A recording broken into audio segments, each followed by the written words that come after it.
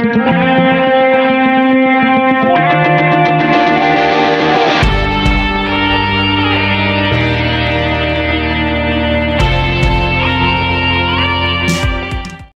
और हज़रात, अस्सलाम वालेकुम। लेफ्टिनेंट लुइस और उसके साथियों ने दूसरी जंग अजीम के दौरान कई बार मौत को धोखा दिया, लेकिन बैरुल काहिल यानी पैसिफिक ओशन में उनका तैयारा गिरकर तबाह होने से ज़्यादा खौफनाक मिशन कोई नहीं था। जिस हादसे में ज़्यादातर अफराद अपनी जान से गए, लुइस और उसका एक साथी एयरमैन लाइफ राफ्ट के ज़रिए समंदर में 47 दिन तक ज़िंदा रहने में कामयाब रहे। आज की सच्ची कहानी मौजूदा ज़माने के एक बहादुर पायलट लुइस की ज़िंदगी की गैर मामूली हालात पर मुश्तमिल है, जो एक ओलंपियन, एक बॉम्बर पायलट, एक जंगी कैदी और कैद से मोजज़ाना तौर पर बच निकलने वाला शख्स था। ये जंग की खौफनाक बर्बरियत, इंसानी जज्बे की मजबूती, एक वफादार बीवी के तहम्मुल और बर्दाश्त के अलावा दुश्मनों को माफ़ कर देने की खुदाई सलाहियत के बारे में सबक आमोज़ बातों पर मुश्तमिल है। लुइस ज़ेम्परिनी 26 जनवरी 1917 को न्यूयॉर्क में पैदा हुआ। वो एक इटालियन इमिग्रेंट का बेटा था। लुइस के बड़े भाई पीट लुइस ने उसकी शरारती और गैर संजीदा तबीयत को देखते हुए उसे स्कूल की ट्रैक टीम में शामिल होने के लिए इनकरेज किया। 22 साल की उम्र में लुइस ने 1936 के बर्लिन ओलंपिक्स में 5000 मीटर्स में अमेरिका की नुमाइंदगी की, जहां उसने इवेंट की तारीख का तेज़ तरीन फाइनल राउंड मुकम्मल करके तमाशाइयों को बहुत मुतासिर किया। इन्हीं तमाशाइयों में जर्मन लीडर एडोल्फ हिटलर भी शामिल था, जिसने अपने बॉक्स से लुइस से हाथ मिलाते हुए कहा, तो तुम वो लड़के हो जिसने इतनी तेज़ी से आखिरी राउंड मुकम्मल किया है। 1941 में अमेरिका के दूसरी जंग अजीम में शामिल होने के फ़ौरन बाद लुइस ने आर्मी एयर कोर में शमूलियत इख्तियार कर ली। मैं यहाँ एक बात वाज़े करता चलूँ जिसके बारे में अक्सर लोग मुझसे पूछते हैं कि समंदर में बॉम्बर और दूसरे तैयारे अमेरिकी नेवी के मातहत क्यों ऑपरेट करते हैं। अमेरिकी नेवी की बुनियादी जिम्मेदारी अपने मुल्क के समुद्री मफाद का दिफा और उसके साहिली पानियों यानी कोस्टल वाटर्स की हिफाजत करना है, जिसके लिए उसे जहाज़ों की ज़रूरत पड़ती है, जबकि अमेरिकन एयरफोर्स की जिम्मेदारियों में फ़िज़ाई दिफा, हवाई बर्तरी, एयरलिफ्ट, ट्रांसपोर्टेशन, इंटेलिजेंस और फ़िज़ाई हदूद की निगरानी शामिल है। दूसरी जंग अजीम के दौरान लेफ्टिनेंट लुइस 372 में बॉम्बर स्क्वाड्रन में फ़्लाइंग ड्यूटीज़ पर मामूर था। सुपरमैन के नाम से एक बॉम्बर जहाज़ की नोज़ में अपने पर्स से उसने कई जंगी मिशंस में हिस्सा लिया, जिसमें वेक आइलैंड पर दिसंबर 1942 का एक मशहूर हवाई हमला भी शामिल था, जिसके बाद जहाज़ का फ्यूल ख़त्म हो जाने की वजह से उसे बमुश्किल मिडवे टोल लैंड कराया जा सका। इसके बाद एक और मिशन में एक छोटे से जजीरे नाउरू और बमबारी के दौरान जापानी ज़ीरो फाइटर्स जहाज़ों ने अमेरिकन बॉम्बर B-24 पर हमला कर दिया, जिसके नतीजे में जहाज़ के हमले के कई अफराद शदीद ज़ख्मी हुए और एक शख्स अपनी जान से गया। हाइड्रोलिक ऑयल लीक होने की वजह से फोनाफोटी जजीरे पर हंगामी लैंडिंग के दौरान लुइस का जहाज़ तबाही से बाल बाल बचा। दुश्मन के जहाज़ों की जद में आने की वजह से लैंडिंग के बाद इस तैयारे में गोलियों के 600 सुराख पाए गए। 27 मई 1943 को लुइस और उसके साथी पैसिफिक ओशन पर ग्रीन हॉर्नेट नामी B-24 जहाज़ में उड़ते हुए हादसे से दो चार होने वाले एक दूसरे जहाज़ की तलाश और रेस्क्यू के मिशन में हिस्सा ले रहे थे कि इस जहाज़ के अपने 2 इंजन ने काम करना छोड़ दिया और वह समंदर में जा गिरा। जलते हुए जहाज़ से अमले के 11 अफराद में से 3 जिंदा बचकर 2 लाइफ राफ्ट पर सवार होने में कामयाब हो गए। कम्युनिकेशन का कोई ज़रिया ना होने की वजह से वो रेस्क्यू की कोई उम्मीद ना होने के बावजूद समंदर में बग़ैर किसी मंजिल के किसी मोज़े की उम्मीद लगाए मौत से लड़ते रहे। लाइफ राफ्ट शेयर करते हुए लुइस और उसके हादसे में बच जाने वाले दूसरे 2 अफराद ने ना सिर्फ भूख, प्यास, गर्मी, तूफ़ानों और शार्क मछलियों का मुकाबला किया, बल्कि इस दौरान जापानी तैयारों की गोलियों का निशाना बनने का खौफ लिए इस बेबसी और बेयकीनी की हालत में सतह समंदर पर फ्लोट करते रहे, जिसके दौरान वो अपनी क्रैश की जगह से अनजाने में बेमकसद 3200 किलोमीटर दूर जा निकले। इस पूरे सफ़र में उनकी वाहिद खुराक थी मछलियों का कच्चा गोश्त और ख़ुद शिकार किए गए एल्बाट्रॉस परिंदे। उनके लिए दस्तयाब पानी था सिर्फ बारिश से राफ्ट में टपकने वाला पानी। उनका वाहिद साथी, उम्मीद और यकीन। सबसे बड़ा खौफ था उन पानियों में मौजूद शार्क और सबसे खौफनाक सूरत हाल थी जापानियों के हाथों मारे जाना या कैदी बन जाना। ज़िंदगी और मौत के दरमियान गुजारे गए इन 47 दिनों में वो तकरीबन हड्डियों का ढांचा बन चुके थे। लुइस का कद 5 फुट 9 इंच था और उसका वज़न 57 किलोग्राम से कम होकर 34 किलो रह गया था। एक मौके पर करीब से गुजरते हुए एक जापानी बॉम्बर जहाज़ ने लुइस और उसके साथियों की 2 राफ्ट पर मशीन गनों से गोलियां बरसा दी, जिससे एक राफ्ट मुकम्मल तबाह हो गई जबकि दूसरी राफ्ट को शदीद नुकसान पहुंचा।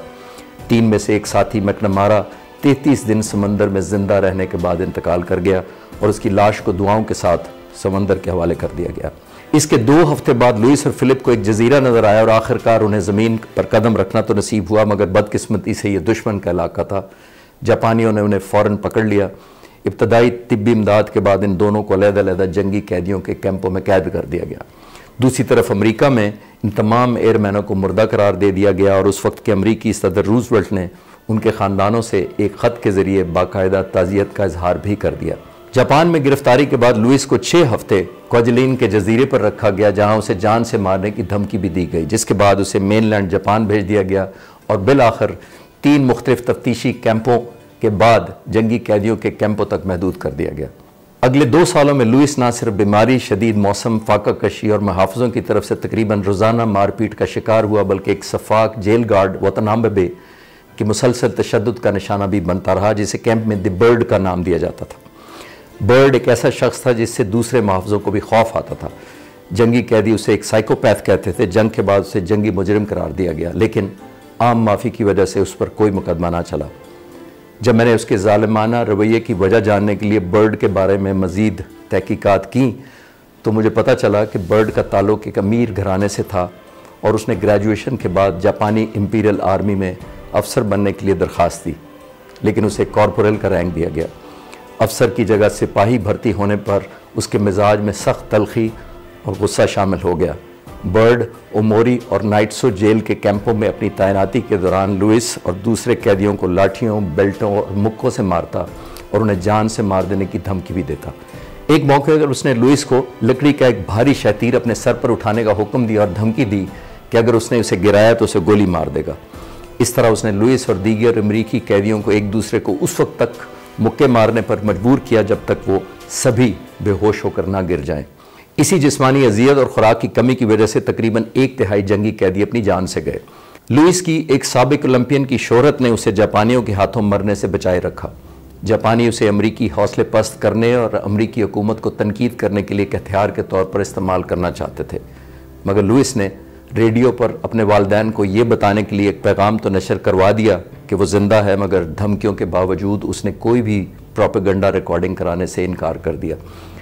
फिर यूं हुआ कि 6 और 9 अगस्त 1945 को अमेरिका के जापान के शहरों हिरोशिमा और नागासाकी पर एक एटम बम गिराए जाने के तकरीबन 3 हफ्ते बाद 2 सितंबर को जापान ने हथियार डाल दिए, जिसके बाद इत्तेहादी तैयारों ने जंगी कैदियों के कैंपों पर खुराक, सिगरेट और फतह के पोस्टर गिराने शुरू कर दिए।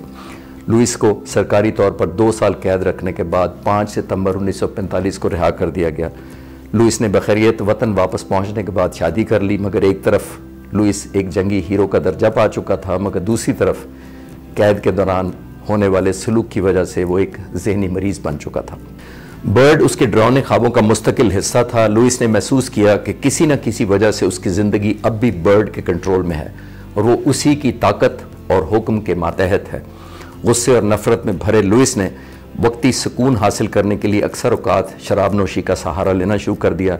उसने जापान वापस जाकर बर्ड को कत्ल करने का प्लान बनाना शुरू कर दिया।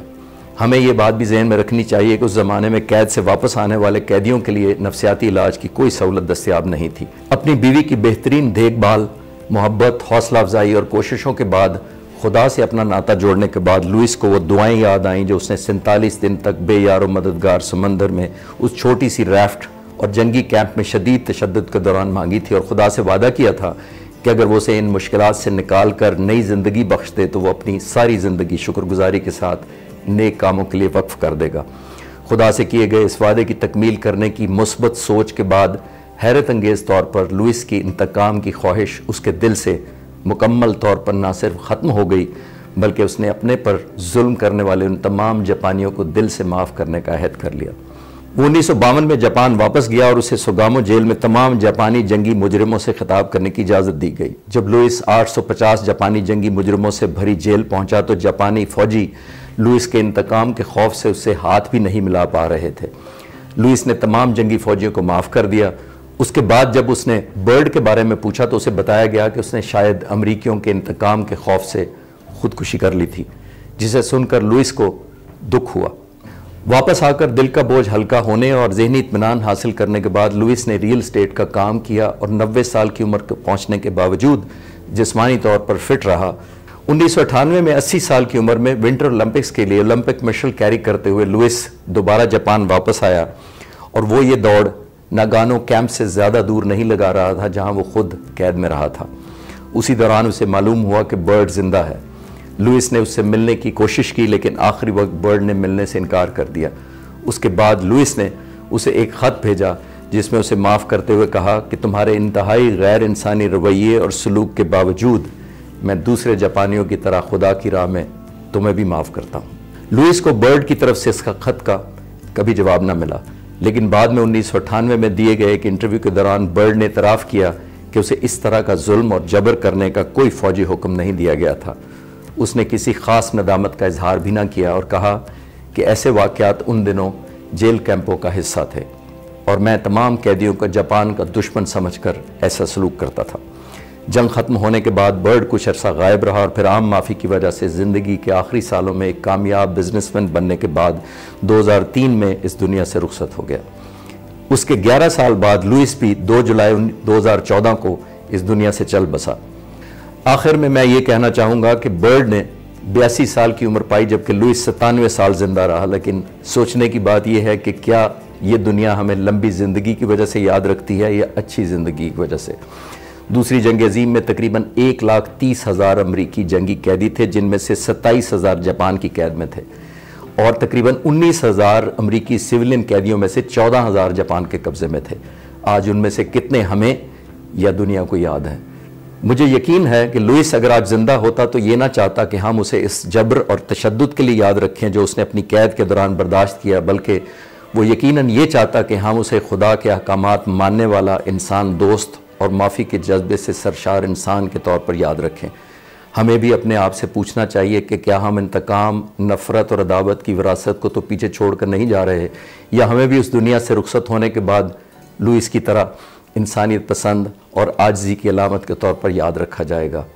ये चॉइस है आपकी। पाकिस्तान पाइंदाबाद।